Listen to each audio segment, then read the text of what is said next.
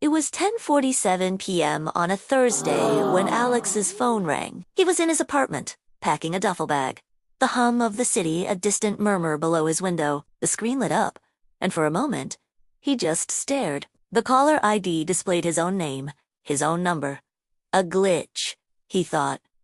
A network error. He almost ignored it, but a flicker of curiosity made him swipe to answer. He put the phone to his ear and said nothing. For a few seconds, there was only a faint, airy static, the sound of an open but empty line. Then, a voice came through. It was a whisper, urgent and strained, but it was unmistakably his own. The timbre, the cadence, the slight rasp it was like listening to a recording of himself.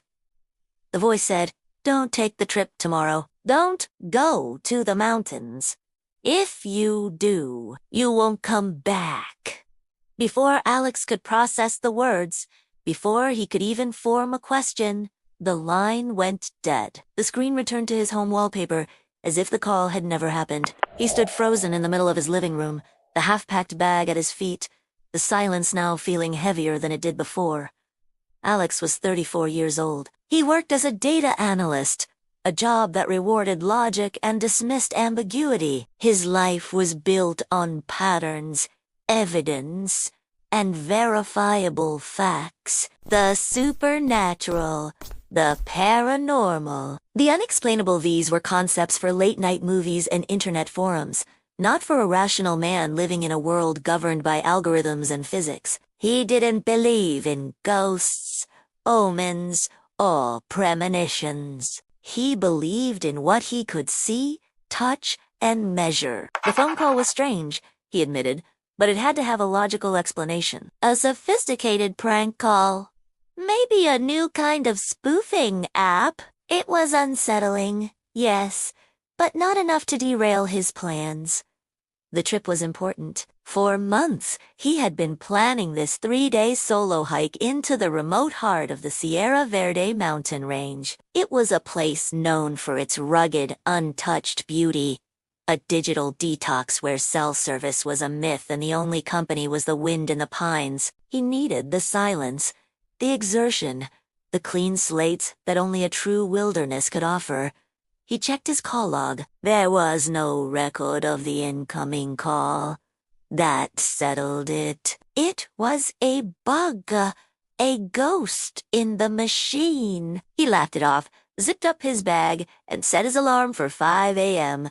The mountains were waiting, and no prank call was going to stop him. The first day was exactly what he had hoped for. The air was crisp, the sun was warm, and the trail was a clear, winding path through towering forests of fir and cedar. He hiked for hours, the rhythmic crunch of his boots on the earth a calming mantra. He took photos of panoramic vistas, of a deer drinking from a stream, of the way the light filtered through the canopy. Everything was normal, peaceful. The strange phone call felt like a distant, ridiculous dream. The city, his job, the digital noise, it all melted away with each step he took deeper into the wilderness. It was on the second day that things began to feel off. It started subtly. As he walked, he began to hear a second set of footsteps behind him. When he stopped,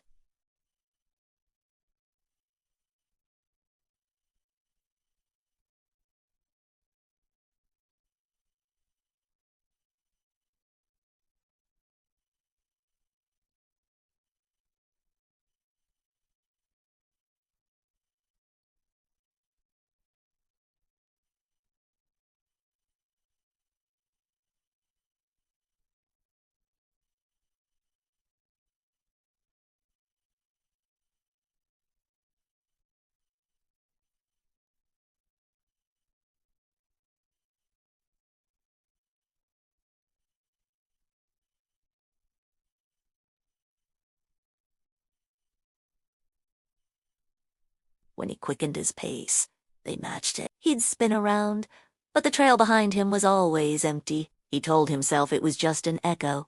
the sound of his own steps bouncing off the dense trees. Later, while resting against a rock, he caught a flicker of movement in his peripheral vision, a shadow, standing just beyond a cluster of ferns. It was tall, with the same build as him, wearing what looked like a backpack.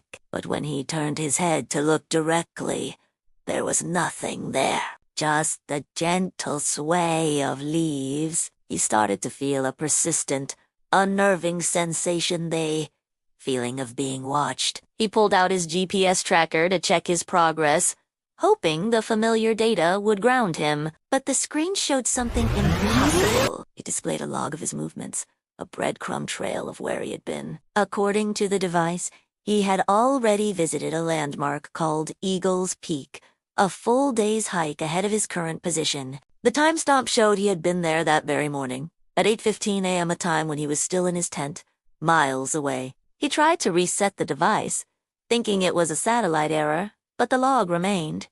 It was his tracker, synced to his account. It insisted he had already been to a place he hadn't yet reached. Anxious, he reached into his backpack for his water bottle. His fingers brushed against a folded piece of paper he didn't remember packing. He pulled it out. It was a topographical map of the region, the same one he had brought, but this one was different. It was worn, creased, and marked with frantic-looking annotations. Red ink circled a specific area of the trail. Don't he go this way and turn back? He stared at the handwriting, a cold dread washing over him. It was his own. He never wrote on his maps, and he certainly hadn't written this. It was his handwriting, yet he had no memory of ever touching a red pen to this paper. His heart was now pounding in his chest. Fumbling with his phone, hoping to find a stray bar of signal, he opened his video gallery. He saw a file he didn't recognize. The thumbnail was a dark, blurry image of his own face. It was dated just 1 hour ago. With a trembling finger, he pressed play. The video was shaky, filmed in selfie mode. It was him. His face was streaked with tears and dirt, his eyes wide with a terror Alex had never known. The on-screen version of himself was gasping for breath, whispering desperately to the camera, "If you're watching this, it's too late for me." His other self choked out, "He's always here. It's a lube. Get out. Get out before the loop reset." The video cut off abruptly, leaving Alex staring at his own reflection in the dark screen, his mind reeling. Panic finally broke through his rationale defenses. The footsteps, the shadow, the GPS, the map, the video, it was all too much. He threw his gear back into his pack and turned. No longer hiking, but running. He had to get out. He sprinted back the way he came, his lungs burning, his only thought to reach the trailhead and the safety of his car. But the landscape refused to change. He ran for what felt like an hour, only to find himself at a familiar fork in the path, one he was certain he had passed long ago. He took the other route, pushing through the undergrowth, but it led him back to the same place. The same gnarled oak tree, the same moss-covered boulder. It was as if the forest was folding in on itself, trapping him in a small, repeating section of the trail. He frantically checked his phone again. The battery was draining fast, but the screen showed something even more disturbing. The time was glitching, flickering between different hours. Then the date changed. It jumped forward. It no longer read Saturday. It read Tuesday 3 days in the future. He felt a wave of vertigo, a sense that reality itself was fracturing around him. Exhausted and defeated, his legs gave out. He collapsed onto the dirt path, the forest spinning around him until everything faded to black. He awoke with a jolt. Sunlight streamed through the windshield of his car. He was sitting in the driver's seat, parked at the trailhead, where he had started. His backpack was in the passenger seat, clean and neatly packed. The clock on the dashboard read 7:30 a.m. Friday. It was as if the entire trip had never happened, but he felt a deep, bone-weary exhaustion, and the memory of the terror was still fresh. still real. He drove back to the city in a daze, the miles blurring together. He tried to piece it together. A nightmare. A hallucination brought on by dehydration or exhaustion. He was a man of logic, and his mind desperately sought a rational foothold. He got home, took a long shower, and tried to convince himself it had all been in his head. A stress-induced episode. That had to be it. He was sitting on his couch, the quiet of his apartment a welcome comfort, when his phone buzzed on the coffee table. He picked it up. It was a new text message from an unknown number. His blood ran cold as he read the words on the screen. This time, there will be no warning. Before he could even process the message, the screen changed. An incoming call. He stared at it, his hand shaken, his breath caught in his throat. The caller ID showed his own name, his own number. The phone rang, its shrill tone echoing in the silent room. And this time, he knew he had to answer.